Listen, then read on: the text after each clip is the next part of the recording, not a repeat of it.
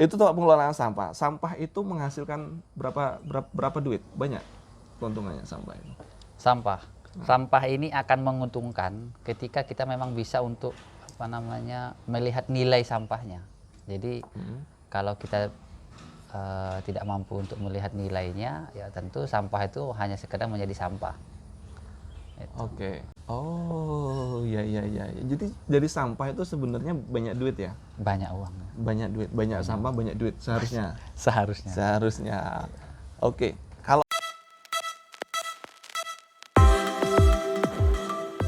Assalamualaikum warahmatullahi wabarakatuh. Waalaikumsalam. Bersama Mas Iqbal. Ya. Sama-sama dari Sumatera. Kemudian kita terdampar jauh dari Sumatera, kita di Pulau Jawa. Ketemunya malah di Jogja ya? Di Jogja. Beda sebelah-sebelahan desa lah. Iya. Nah, saya di desa Panguharjo, Mas Iqbal di desa Gowosari. Dan di sini menjadi direktur. Bukan. Pandir. PLT lah. Ya kan, nggak salah nanti. Kan tetap PLT direktur. Atau panggilannya Pak Dir. Atau Mas Dir. Pak PL nanti. Sama PL. Dengan Pak Dir. Nah, Pak Dir direktur di BUMDes. Gowosari namanya BUMDes. Gowosari Maju Sejahtera. Gowosari Maju Sejahtera, nama BUMDesnya. BUMDes ini bergerak bidang usahanya apa? Kalau BUMDesnya ada pengolahan sampah, yaitu Gowosari. Ada kulinernya juga. Ada kuliner? Ada juga. Ayam Banjaran. Ayam ini ya? Ayam Ayam sholat. Sini namanya Namanya engkung. Engkung ya, namanya engkung. Engkung juga? Enggak. Apa? Karena kalau engkung itu lebih ke masyarakat. Masyarakat. Kalau BUMDes ke situ nanti malah ribut sama masyarakat. Masyarakat malah ribut. Ini bijaksana sekali. Ini bergerak di bidang kuliner juga. Iya. Kuliner ada wisatanya nggak? Wisata kulinernya gitu. Iya. Di mana itu namanya? Di Banjaran. Banjaran. Sebagai desa wisata penyangganya Goa Selarong, karena sangat dekat dengan Goa Selarong. Oh, ya Goa Selarong itu ya bagi yang nggak tahu itu dulu persembunyiannya dari Pangeran Diponegoro. Betul. Ya, jadi ada guanya itu bentuknya kayak rumah gitu yang untuk tempat tinggal dulu ya. Ada air terjunnya juga. Saya dulu sering mandi di sana. Belakangan baru tahu ternyata itu bukan ini ya, itu air ini ya, air sungai ya. Salah satu dari ngalirnya mata air lah dari atas karena masih pegunungan kan. Kalau dulu kan lancar, sekarang itu kalau musim kemarau sedikit tersendat, jadi lebih sedikit airnya. Karena mulai hutannya kan mulai berkurang. Ya, jadi dulu sering banget mandi-mandi di sana. Awalnya kita mikirnya pure mata air, tapi kayaknya di atas tuh juga banyak aliran-aliran sungai, campur-campuran sungai itu ya. Nah, terus selain itu usahanya? Ada warung kita tuh catering. Ya, catering? Iya. Sewa alat catering iya. Kemudian catering juga sewa alat catering. Iya. Monopoli dong.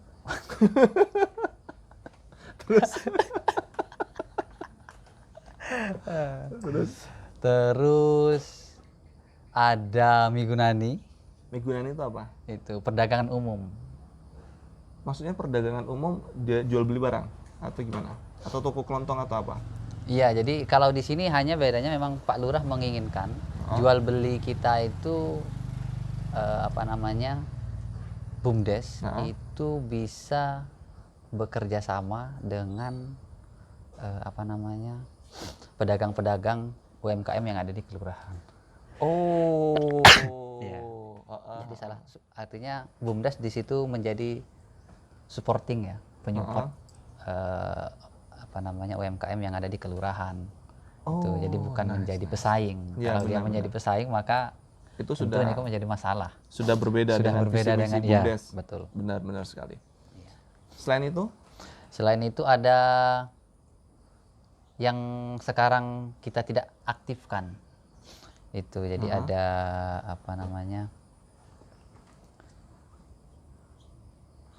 simpan pinjam. Itu belum aktif? Belum. Tapi sudah dikonsep? Sudah dikonsep, sudah masuk dalam konsep.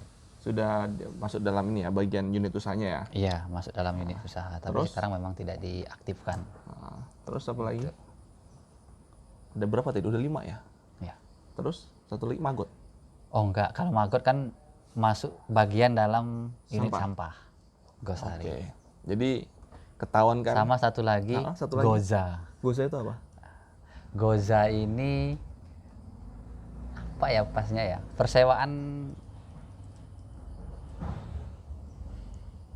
Persewaan alat drone. Kita yang ada drone. Punya persewaan alat drone. Dan untuk EO, event organizer. Jadi kayak Gitu.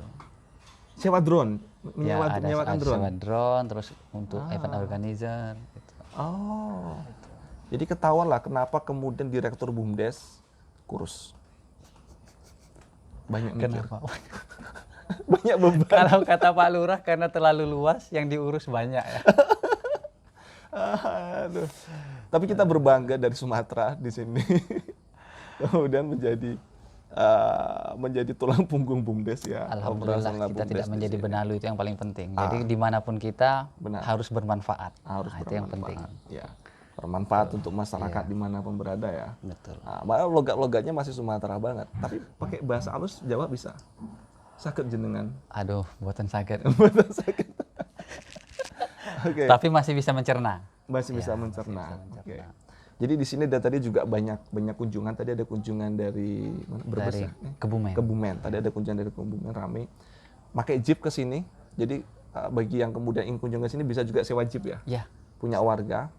Karena kontur di wilayah Gosari ini banyak gua-gua juga banyak pegunungan, banyak spot-spot yang bisa dinaikin jeep. ya. Nah, keren banget di Gosari. Terlepas dari terkenal ingkungnya dan gudeg manggar. Gudeg Manggar. Ya kan?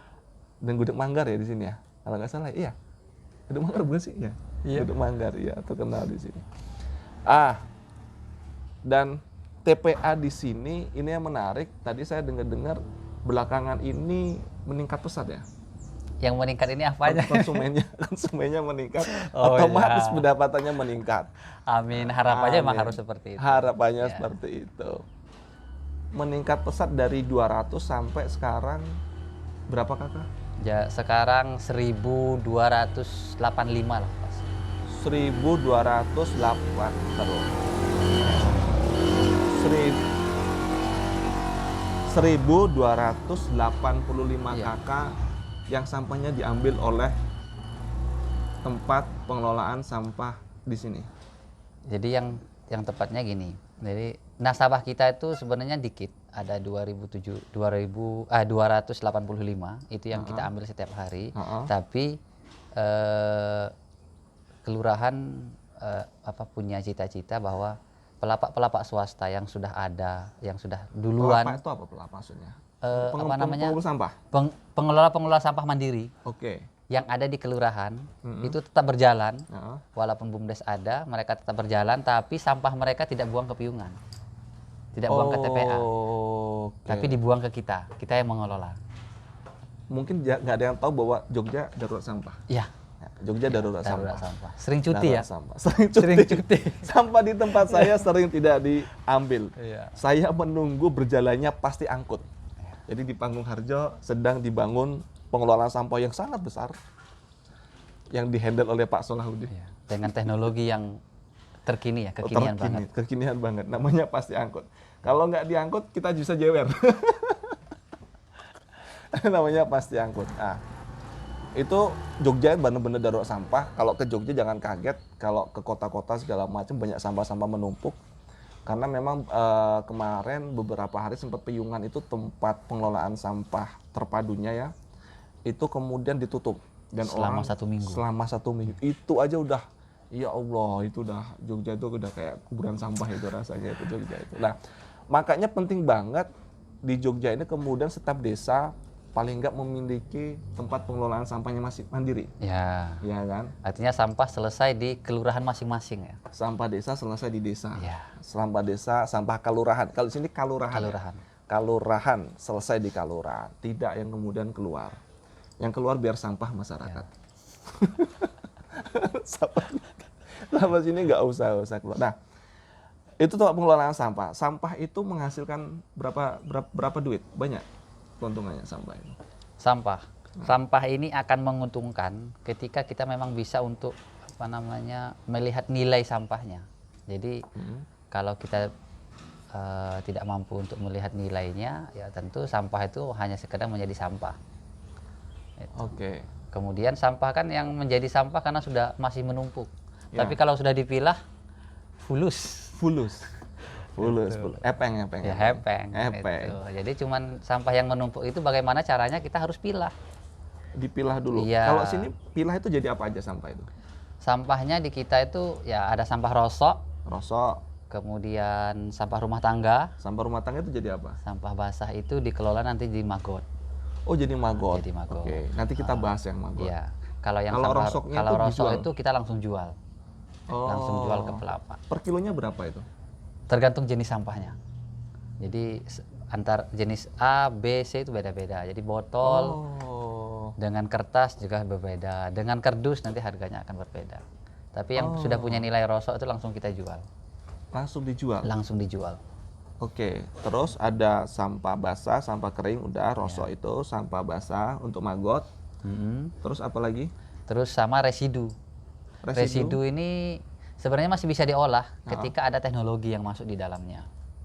Oke, yang Tapi kalau dia belum bisa kita olah terkait dengan teknologi yang belum kita punya, maka ya kalau di kita itu dibakar. Tapi pembakaran ini sebenarnya ada kata kunci sebenarnya ya. Tidak boleh dibakar. Oke. Nah, kalau dia akan dibakar ini harus standar. Harus? Standarisasi pembakaran karena itu mengandung asap.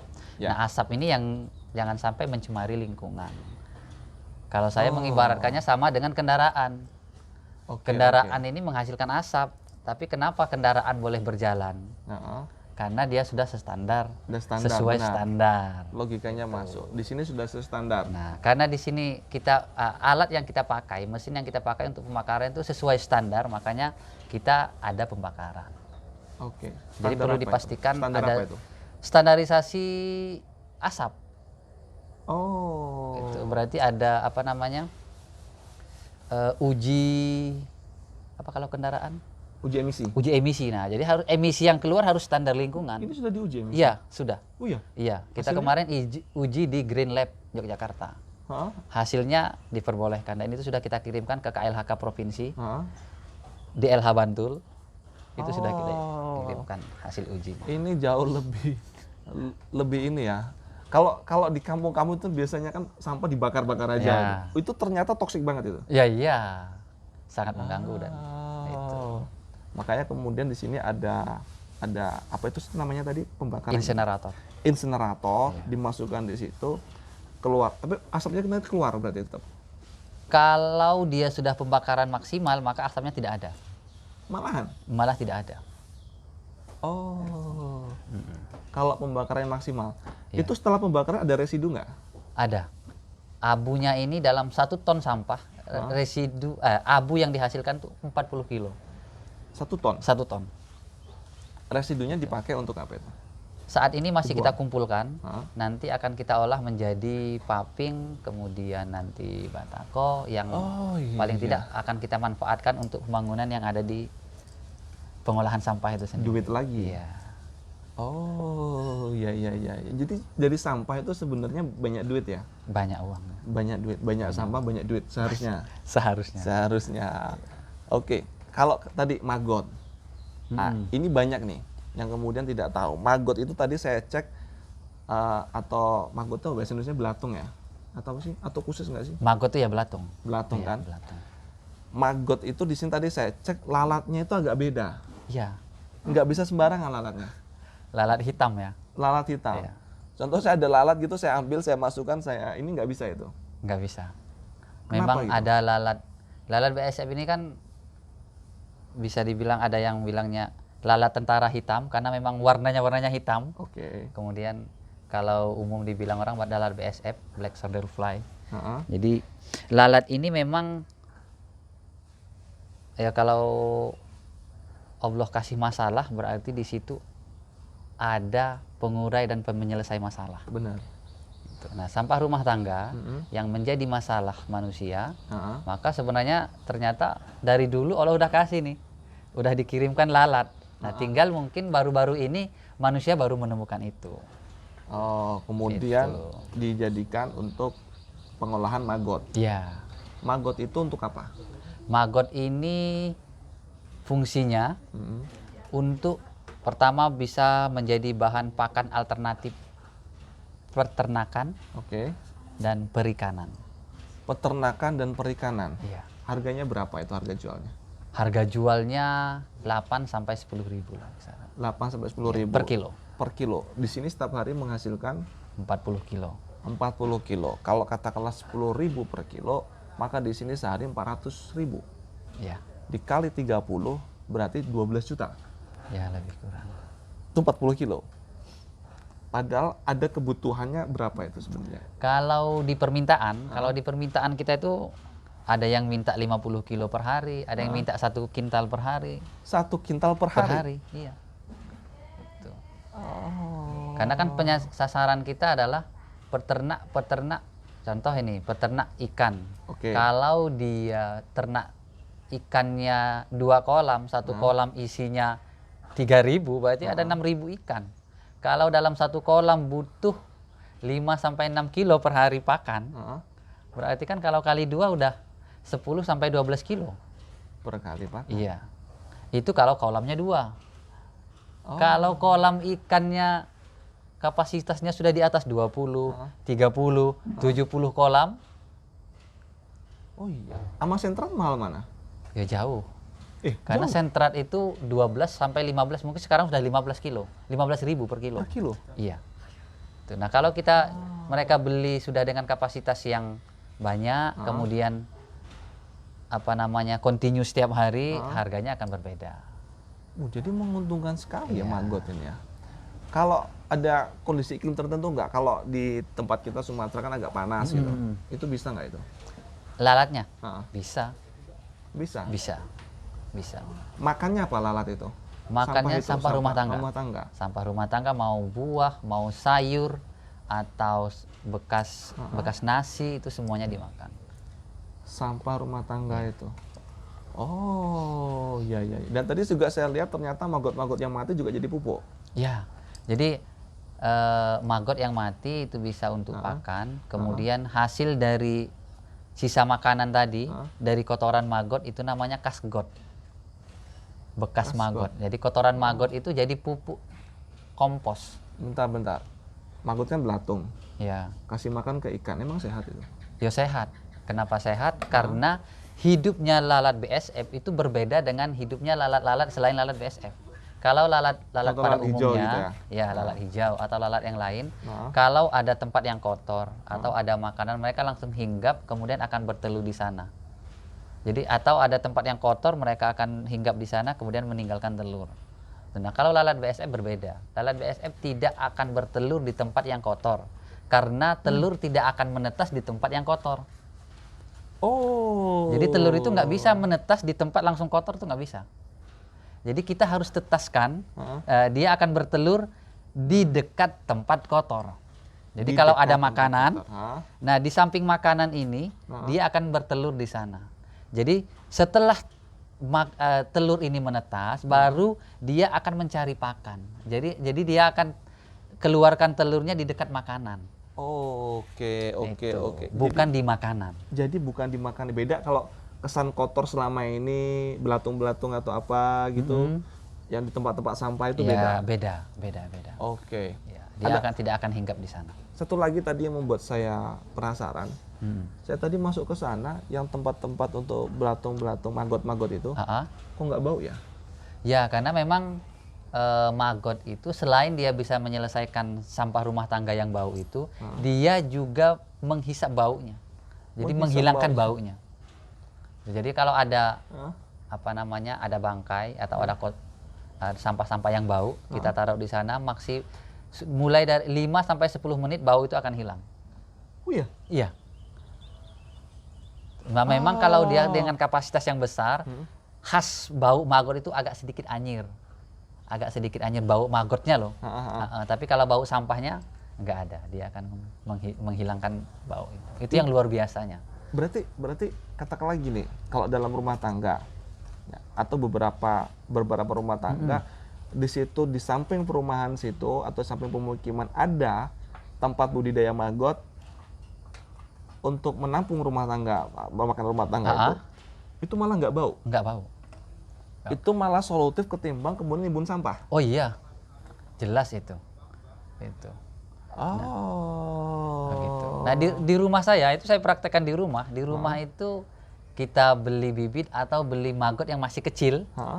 Kita bawa ke rumah, taruh di bak. Nah hasil bekas makanan kita yang nggak habis taruh di situ. Nggak bau malah. Nggak bau rumah itu. Jadi kita nggak buang sampah ke ke kotak sampah itu, sampah rumah tangga udah nggak kita buang. Punya Karena maggot di rumah. jadi ada maggotnya taruh di sana. Mau kita kasih makan ke ikan kalau ada ikan, atau kita kasih ke ayam, atau dibiarkan saja nanti dia akan menjadi pupa, kemudian akan jadi lalat kembali. Gitu. Kalau kemudian terlalu banyak bawa sini tinggal dijual. Tinggal dijual gitu. Atau kita kasih ke tetangga kita kan bisa. Jadi sangat mungkin untuk diaplikasikan oleh warga masyarakat yang contoh nih kita di perumahan atau ada di rumah yang nggak mau mengurangi. Salah satu cara kita untuk mengurangi sampah. Iya, ya, pakai itu sangat peliharalah maggot. Iya. BSF. Peliharalah maggot BSF. Saya baru iya. Makanya tadi saya masuk kok nggak bau. Jujur saya termasuk orang yang agak jijik banget dengan sampah. Iya. Bau sampah itu bukan jijik dengan sampah sih, tapi paling nggak kuat dengan bau sampah. Iya. Saya bisa muntah. Tapi tadi saya ngecek sana, ngeliat segala macam, kok nggak bau, gitu. Terus kita kemudian lihat belatungnya kecil-kecil apa segala macam, kok ya biasa aja. Berbeda dengan kesan belatung selama ini. Ya, betul. Oh, itu kemudian malah itu bisa menjadi salah satu industri rumahan ya. Iya. Yang kemudian mereka kemudian bisa membudidayakan melalui sampah-sampah rumah tangga mereka. Tinggal kemudian ada pengepul saja gitu ya. Ya, itu. Oke. Nah, satu lagi kenapa pertanyaannya kan akhirnya kok bisa lalatnya itu bersih? Benar. Itu. Saya tadi penasaran. Ini kenapa lalatnya bersih nih ya? Karena lalat ini semasa hidupnya, selama dia hidup dia nggak makan. Jadi lalatnya nggak cari makan. Lalat ya cari makan? Nggak cari makan. Nah, bagaimana dia bertahan hidup? Dia hanya butuh asupan minum. Energinya cuma dari minum. Minumnya pakai apa? Air putih. Nah, itu. Jadi dia menetas jadi lalat. Yang dicarinya sampai dia bisa tumbuh masa kawin. Nah, itu cuma air putih. Dia nggak ada air putih. Jadi kita semprotkan rutin 2-3 jam di kandang itu yang ada daun-daun tadi yang dilihat. Nah, itu kita semprotkan di sana sebagai media tempelnya air. Sebenarnya tujuannya itu, media tempelnya air, nanti lalat akan menghinggap di situ untuk menghisap air putih itu. Makanya bersih? Iya. Nggak kotor? Nggak kotor. Ya. Itu berarti termasuk bagian dari lalat kantoran? Lalat kantoran. Lalat kantoran, ya dia bersih-bersih. Bersih-bersih. Tapi kalau untuk Mas Iqbal sendiri di Gosari ini apa? Rencananya ke depan apa lagi nih? Untuk BUMDes ini? Untuk BUMDes rencana kita karena saat ini BUMDes kita memang fokus di sampah. Di sampah. Target kami dari sampah ini akan menghidupkan lini-lini usaha BUMDes yang lain. Omsetnya berapa sekarang per bulan? Sekarang baru 7-8 juta lah. Omset per bulannya? Itu khusus sampah aja atau semuanya? Sampah aja. Khusus sampah aja? Yang lainnya mau dibuka? Omsetnya yang lain? Khusus sampah saja itu 7-8 juta. Sebenarnya cukup menguntungkan. Dilihat kemudian BUMDes itu sebenarnya yang utama adalah memberdayakan.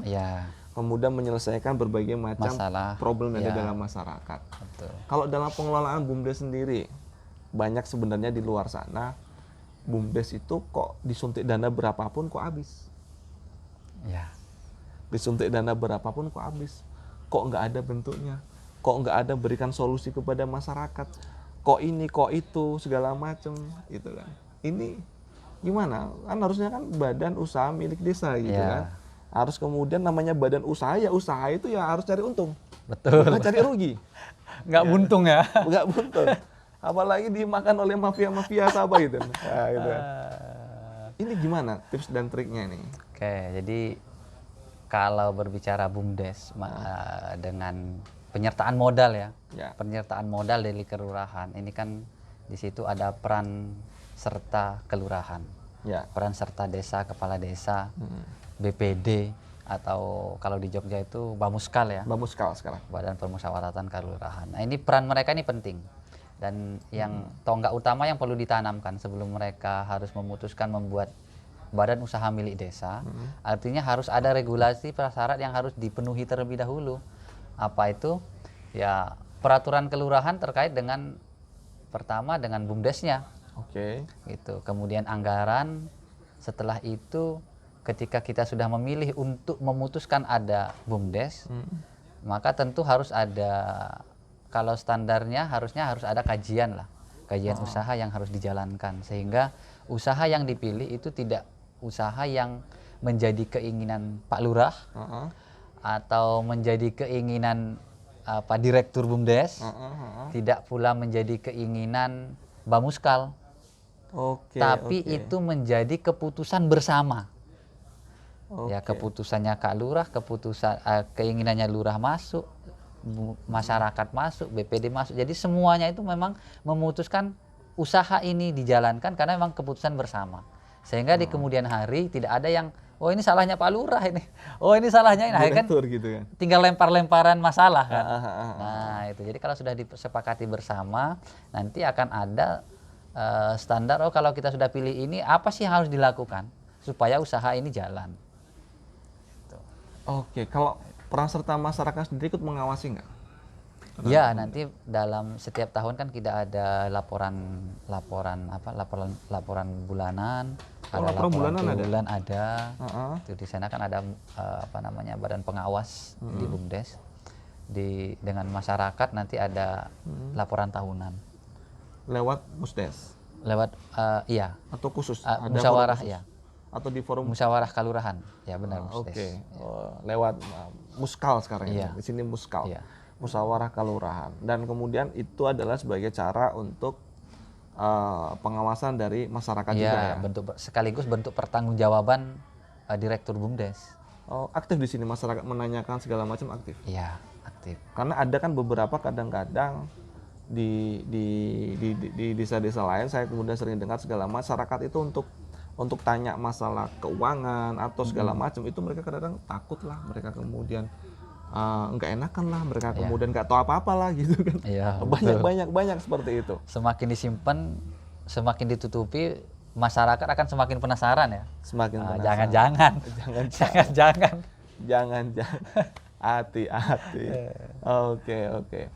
Jadi Mas Iqbal dari Komering itu masuknya Lampung Selatan? Masuknya Sumatera Selatan, Oku Timur. Sumatera Selatan, Oku Timur.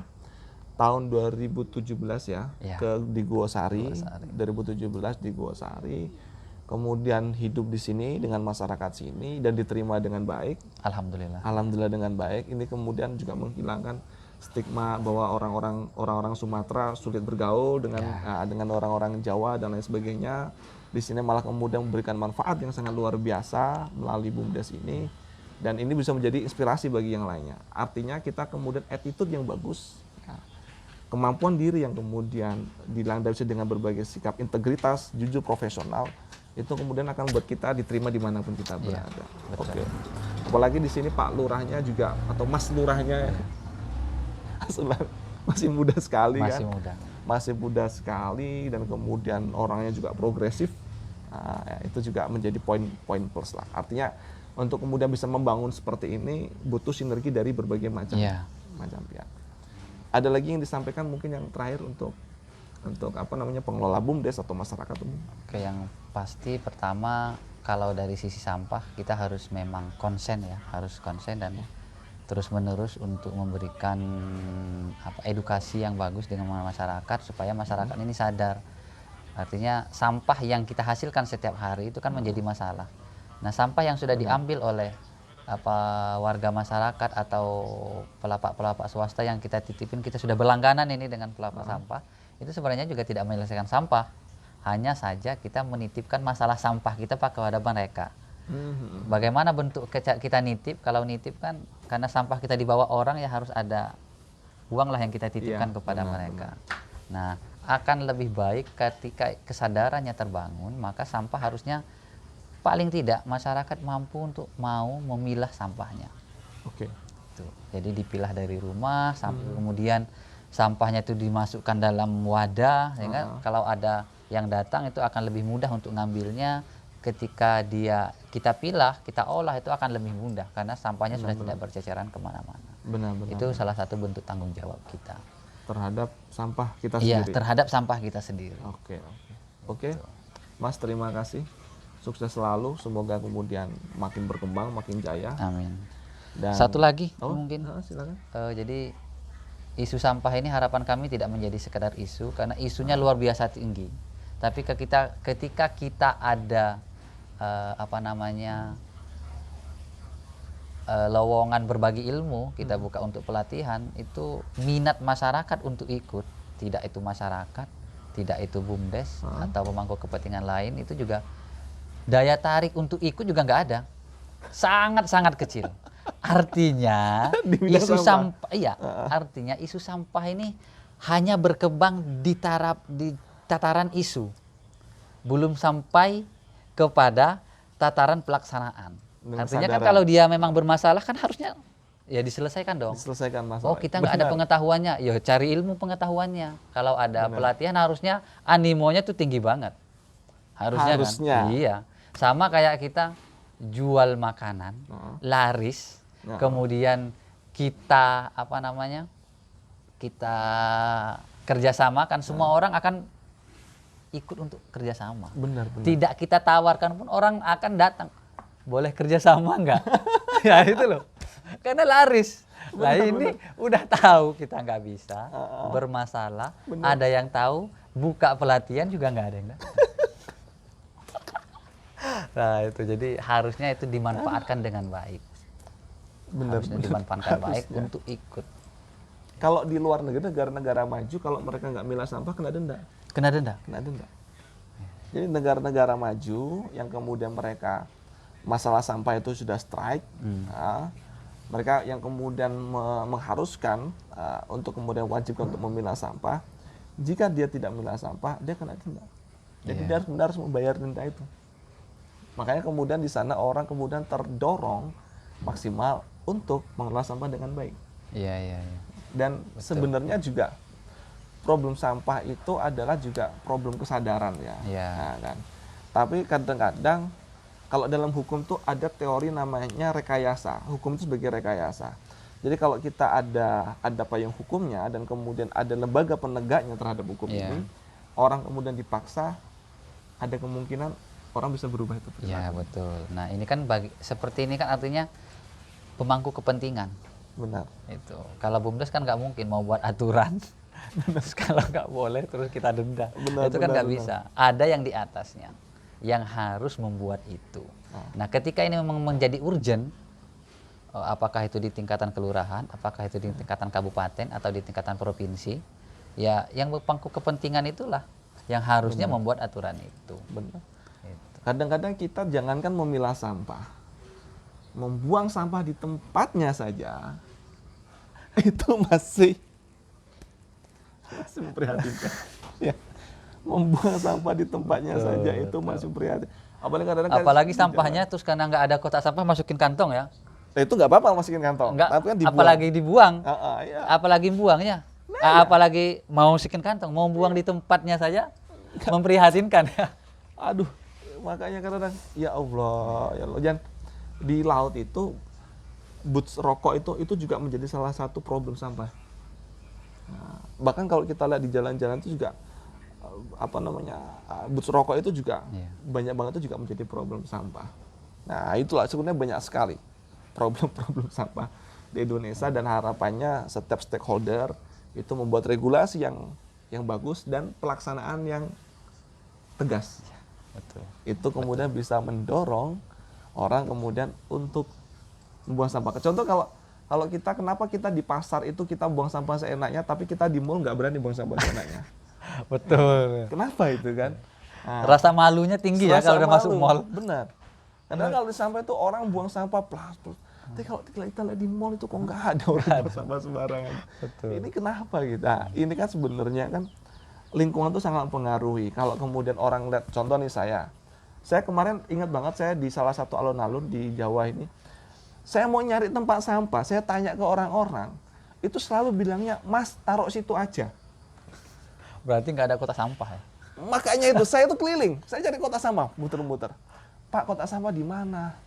Kotak sampah, udah taruh situ aja. Enggak Pak, ini sampah. Gitu. Ini mau saya buang, ini sampah. Kotak sampah di mana? Udah taruh situ aja Mas, besok ada yang manggil. Padahal itu sangat mengganggu sekali, itu sangat mengganggu dan saya pinginnya kemudian sampah itu benar-benar dibuang di tempat sampah gitu. Ya udahlah. Itu kayak problem ya. Problem. Dan masyarakat juga harus ada kesadaran untuk itu. Ada lagi mau disampaikan? Ya semoga dari Guosari bisa menjadi apa namanya menjadi contoh yang baik dan bisa ditiru oleh apa namanya desa-desa yang lain. Ya, benar. Dari Guosari untuk Indonesia. Nice.